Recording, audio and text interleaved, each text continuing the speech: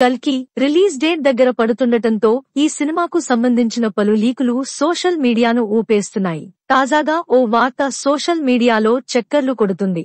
ఈ సినిమాలో హీరో ప్రభాస్ కాదని టాక్ వినిపిస్తుంది.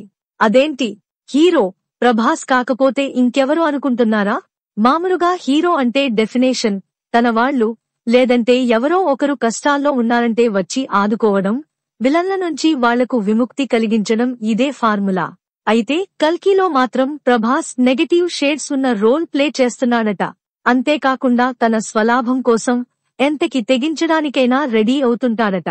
ట్రైలర్లో చూపించినట్టుగా అనిపించి అమితాబ్ ఫైట్ షాట్ ఉండేది ప్రభాస్తోనే నట.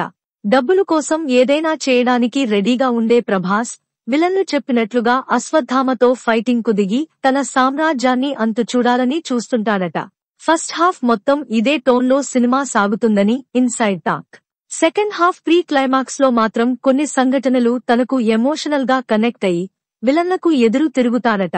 అంతేకాకుండా ఈ సినిమాలో ప్రభాస్ కంటే కూడా అమితాబ్ కే స్క్రీన్ టైం ఎక్కువున్నట్లు టాక్ నడుస్తుంది. ఇవే కాకుండా ప్రభాస్ డ్యూయల్ రోల్లో కూడా కనిపించనున్నాడని, అందులో నెగటివ్ రోల్ భైరవగా ఉండనుందట. మరి ఈ లీకులన్నీ నిజమో కావో తెలియాలంటే మరో 2 రోజులు వేచి చూడాల్సిందే.